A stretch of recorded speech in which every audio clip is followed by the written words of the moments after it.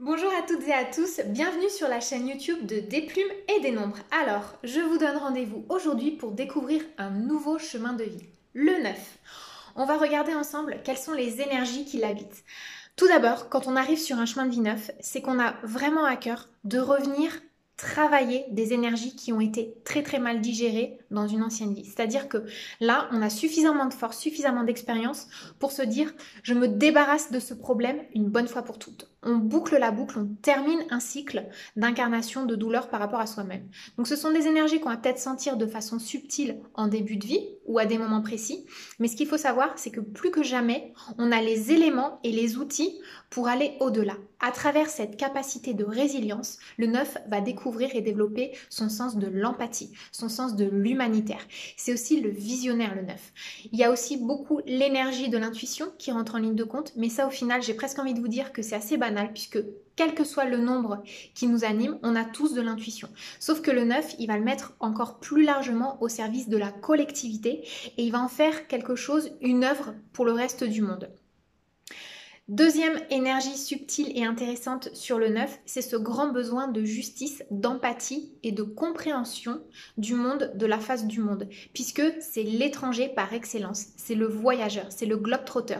Qu'il voyage en prenant sa valise et en s'arrêtant aux quatre coins du monde, c'est une chose, mais en fait c'est aussi un voyageur émotionnel, intemporel. Le 9, il est capable de se connecter à toutes les dimensions, il est capable de se connecter à toutes les personnes, toutes les cultures, il a ce côté caméléon qui lui permet d'être complètement dans l'expérience empirique avec toutes les personnes qu'il va croiser, qu'il va rencontrer. Il a la capacité d'absorber les émotions, les pensées, les ressentis de l'autre.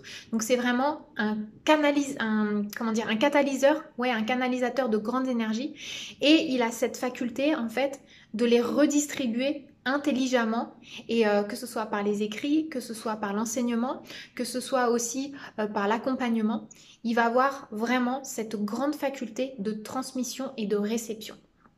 Quand on arrive sur un chemin de vie neuf aussi, je vous le disais tout à l'heure, il y a ce besoin de développer le culte de la justice. Mais ça, c'est vraiment la justice dans le sens les droits de l'homme. C'est vraiment l'engagement dans les causes humanitaires. Dans une autre vidéo, je vous avais expliqué qu'on pouvait pour un même nombre adopter un métier. Donc par exemple, je prenais l'exemple du médecin.